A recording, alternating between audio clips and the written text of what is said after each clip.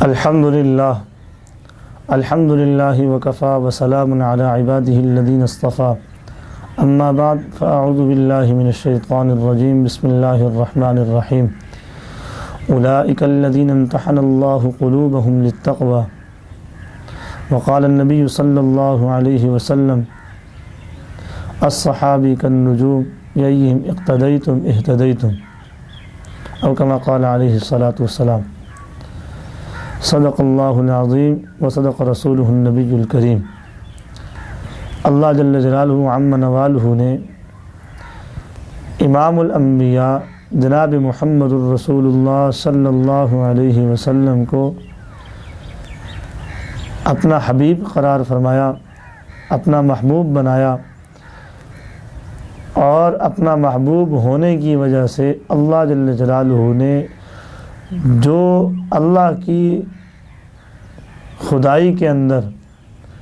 اللہ کے خزانوں کے اندر جو سب سے افضل چیزیں تھیں، جو سب سے اعلیٰ چیزیں تھیں،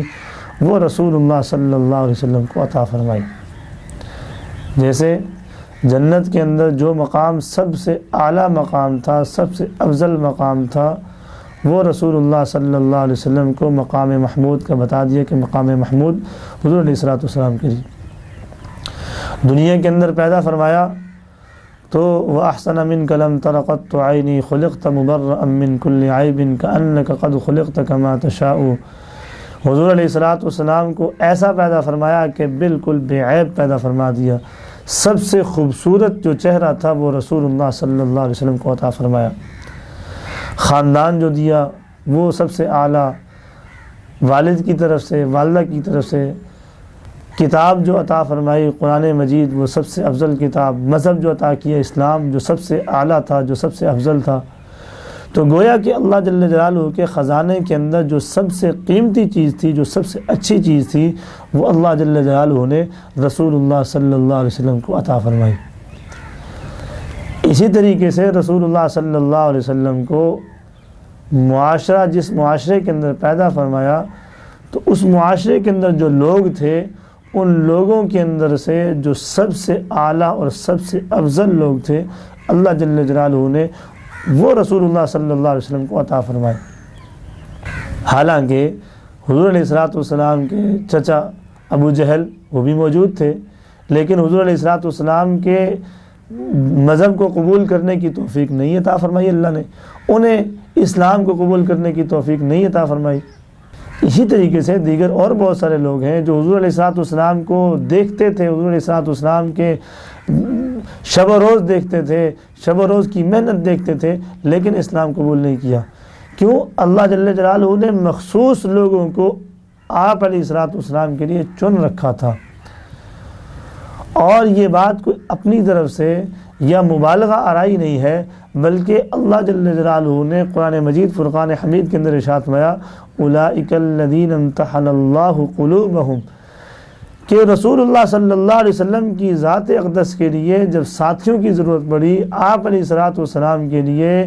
ساتھ اٹھنے بیٹھنے والوں کی ضرورت پڑی جو آپ کے دین کو دنیا تک پہنچائیں، دوسروں تک پہنچائیں، آنے والی نسلوں تک پہنچائیں، ایسے لوگوں کی ضرورت پڑی، تو رسول اللہ صلی اللہ علیہ وسلم کے لیے اللہ جل جلالہ نے انسانوں کا امتحان لیا۔ اور امتحان میں اور آپ دنیاوی اعتبار سے جب دیکھتے ہیں تو امتحان کے اندر بہت سارے وہ لوگ جو قابل نہیں ہیں، جو اہلیت نہیں رکھتے ہیں،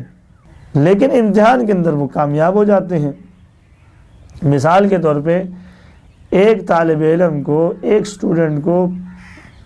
اپنے کلاس کا کوئی سبق نہیں آتا ہے، کچھ بھی نہیں آتا ہے، لیکن وہ پیپر کے اندر اپنے ساتھ بیٹھنے والے سے اس کے پیپر سے دیکھ کے، اس کے پرچے سے دیکھ کے وہ لکھ لیتا ہے تو یہ کامیاب ہو جائے گا۔ لیکن اللہ جل جلالہ نے جن لوگوں کو رسول اللہ صلی اللہ علیہ وسلم کے لیے منتخب کرنا تھا، اللہ نے ان کا امتحان لیا، تو ایسے ظاہری امتحان نہیں لیا کہ ظاہری امتحان میں کامیاب ہو گئے تو اللہ نے ان کے لیے منتخب کر دیا، نہیں۔ اولئک الذین امتحن اللہ قلوبہم، اللہ کہتے ہیں میں نے ان کے دلوں کا امتحان لیا۔ جب ان کے دلوں کو پرکھا، ان کے دلوں کے اندر دیکھا تو دلوں کے اندر اللہ فرماتے ہیں کہ میں نے خیر ہی خیر دیکھی، تو پھر اللہ جل جلالہ نے ان کو رسول اللہ صلی اللہ علیہ وسلم کی معیت کے لیے، رسول اللہ صلی اللہ علیہ وسلم کے ساتھ اٹھنے بیٹھنے کے لیے اللہ نے ان کو قبول فرمایا۔ اور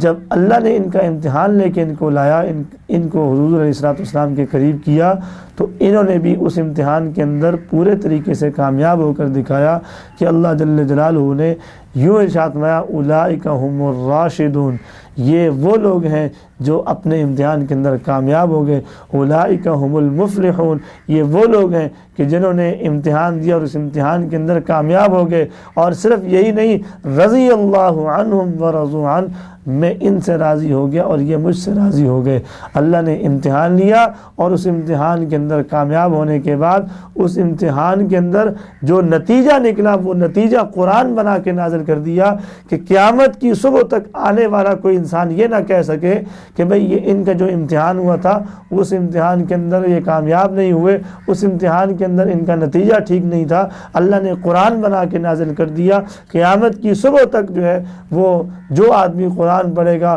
اولئک هم الراشدون کی تلاوت کرے گا، تو یہ وہ نتیجہ سنائے گا جو اللہ نے اولئک الذین امتحن اللہ قلوبہم للتقوی، کہ جو امتحان لیا، دلوں کے امتحان لیا، دلوں کے امتحان لینے کے بعد جو اللہ نے نتیجہ نکالا وہ کیا ہے کہ میں نے ان کے دلوں کے اندر خیر ہی خیر پائی ہے۔